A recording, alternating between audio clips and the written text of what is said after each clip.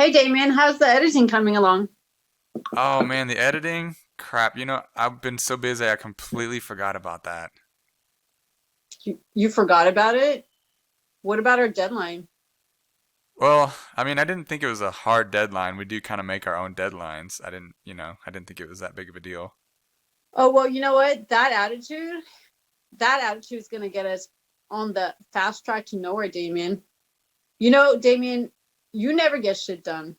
Why are you always such a slacker? Damien, Sorry, I was looking at something else. What now?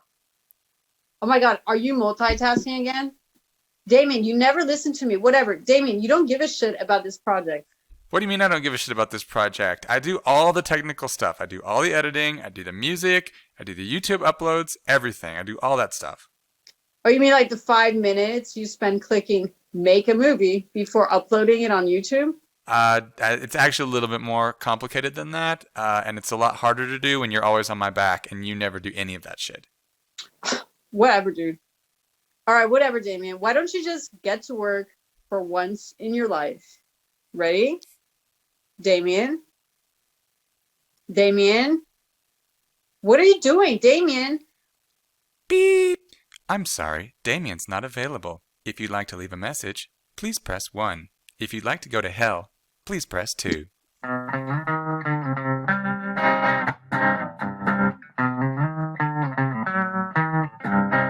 Hey everybody, welcome to Bad Relationship Advice, and today's topic is going to be communication, specifically when there is a conflict and you want to get your point across without causing problems.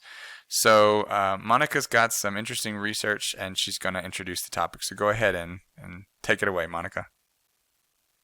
Thanks, Damien. So today I wanted to talk about what I call the four horsemen of the apocalypse, which are basically four things to not do when you are communicating with someone. Okay, I And thought we so were going to open up the book of Revelation here. So this is not. this is not famine, war, pestilence, and death, or basically what's going on whenever you turn on the news. I'm talking about the four modes of communication that will all but guarantee that your relationship will not survive or at least make you miserable, according to John Gottman, who is a psychological researcher and clinician, and he's been able to predict with roughly 90% accuracy whether or not relationships are going to last based on how people communicate with each other. So these four horsemen are criticism, contempt, defensiveness, and stonewalling. Okay, those sound familiar. Right? Don't they? All right, well, let's look at these four different horsemen, as it were, and let's look at our conflict that we had earlier. And I guess we're going to try to figure out what role these four horsemen are playing, and how we can fix it. Right. So the first one, criticism. So what is that? That's attacking a person's character, so their personality.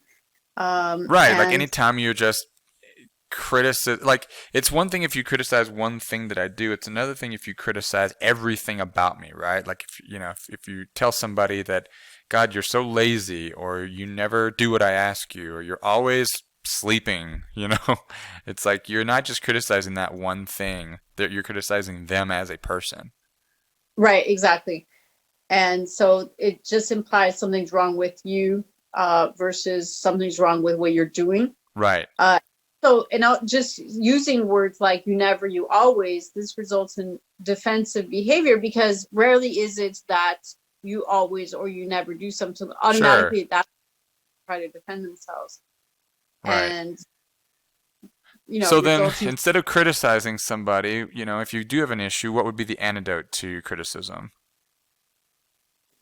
So the antidote would be to talk about your feelings, how I feel about whatever's happening, using I statements, and also expressing a positive need, having a bit of a gentle startup. So instead So of, oh my God, I'm so sick of your shit, you never do anything, you could say, um, I was feeling like I was really looking forward to seeing this project done, and it looks like it's not done yet. So, is there any way that Right. I can help you and check in with you? Right, exactly. So it's just making a direct complaint. That's not generalized attack on the partner's personality. So yeah, exactly. Just sort of, you know, trying to figure out where the person's coming from, talking about the behavior, not talking about the person, and what a person needs. Right, So you're addressing it more as like a need that you have instead of an attack on the other person for whatever reason. exactly, and you're focused on the behavior, the fact that editing has not been done, what's going on, versus you're so lazy you never get anything done. Right. Okay, well, immediately after this criticism comes often defensiveness, right? If you're telling somebody that they never do anything, that the first thing they want to do is defend themselves, right? Like you can't talk to me that way, right? So you're going to take that criticism and you're going to try to turn it around and deflect it back to the other person. So, what do you mean I don't do anything? You're the one who never does anything, and you're always on my back. So it's like taking that criticism as like an attack towards you, and then you're basically turning it around and defending yourself and attacking back. Yeah, and another part of it is playing the innocent victim. So just kind of not taking any responsibility, Right. which Like what do you mean I didn't do anything. You did it. right. So this fuels this sort of negative communication. It's very frustrating when someone is constantly deflecting and not taking responsibility for whatever they're doing. It's almost like a competition, a blame placing competition. Whoever can place the most blame ends up winning the argument instead of just, working together to get through it. So the antidote to this would be the opposite of defending yourself. You would actually take responsibility for whatever is the issue at hand. In my case, I could say, I could accept that I didn't actually meet the deadline that we decided on, or and instead of just, I could accept that, and instead of just trying to, turn it over on somebody else, accept that. And then when you do that, it's almost as if that initial complaint, it can't really go anywhere else, right? It can't continue into an argument. Kind of disarms everything at that point.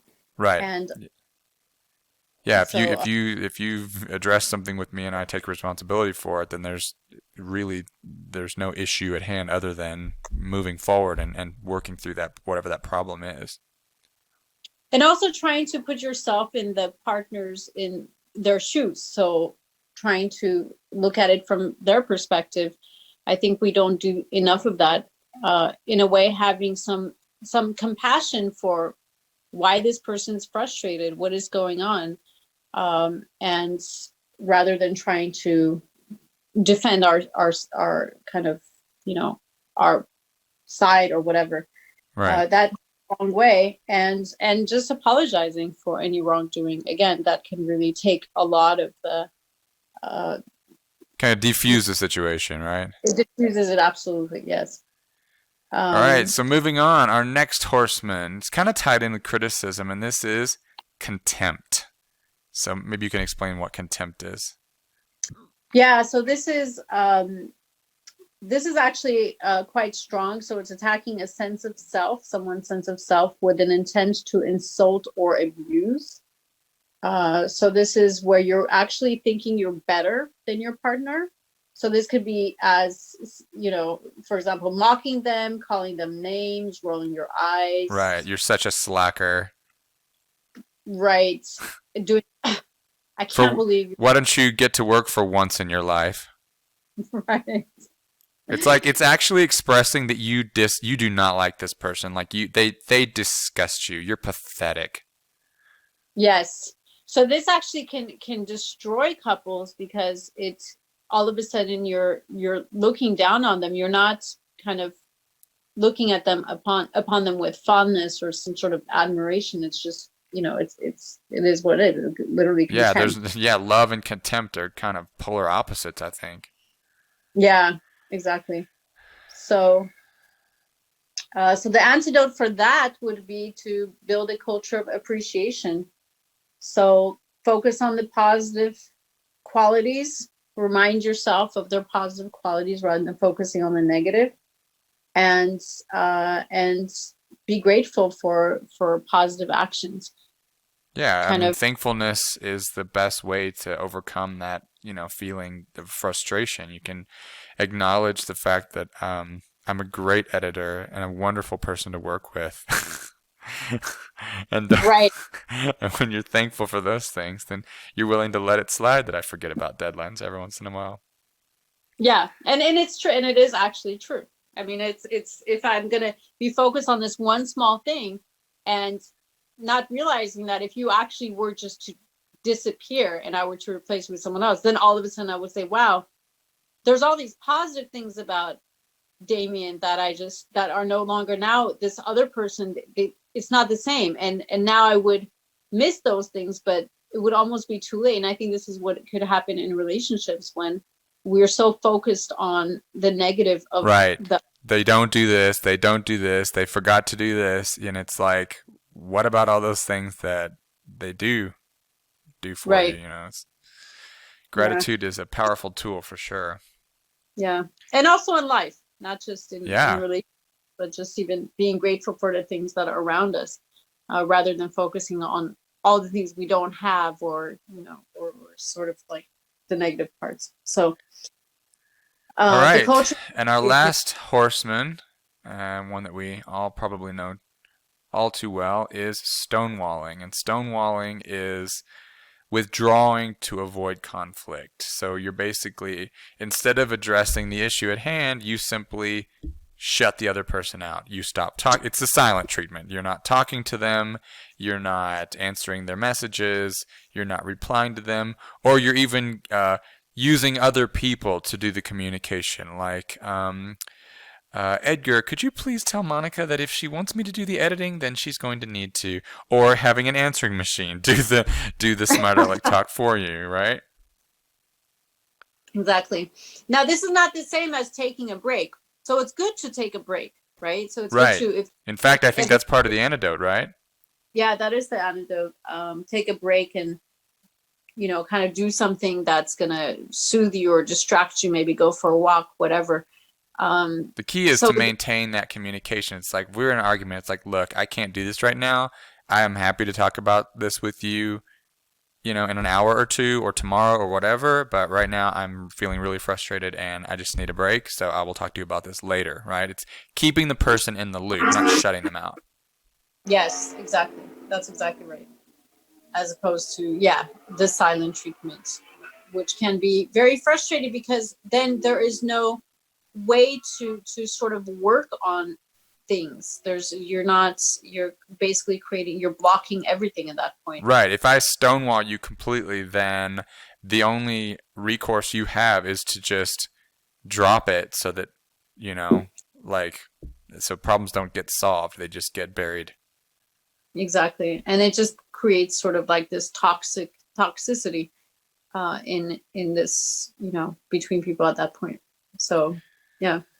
All right, Monica, I feel like we are now equipped with the antidotes to the negativity that we were showing each other earlier. So, you want to give it a try? Shall we have this conversation again and try to avoid the four horsemen? Yeah, absolutely. I do feel like now that we've got it figured out, I think it's going to be smooth sailing from now on. So let's do it. Let's kind of, keeping those strategies in mind, let's redo the conversation. All right, let's see if we can do it. Okay, so starting from the top, let's do this again. So, hey, Damian, how's the editing coming along? Oh man, the editing. Crap. I completely forgot about it. I've been so busy. Okay, so I want to criticize him, but instead I'm going to start with a soft start strategy. So, Damian, the last time we talked, we agreed we'd have the episode finished by Friday, and I feel concerned that it hasn't gotten done yet. All right, so Monica's been very good at not criticizing me, so I'm going to take responsibility for my actions instead of getting defensive. Monica, you're right. We did decide that, and and I'm going to get that done as soon as I can. Okay, so now I'm going to show gratitude. Well, Damian, I appreciate you being willing to take responsibility and all. But when is that actually going to be? Well, I guess since you're going to be on my back about it, I'll try to do it today. Wow, Damian, that sounded good until your last spiteful comment, but I will take responsibility. Damian, it's true. I have been riding your back, especially given how busy you are and how you've got so much going on alone in your apartment. Okay. Now that actually sounded like sarcasm, Monica, which is contempt. All right. Well, clearly, this is something that takes a lot of time and effort. And just because we know the antidotes does not mean they are easy to apply. Right, Damian? Damian?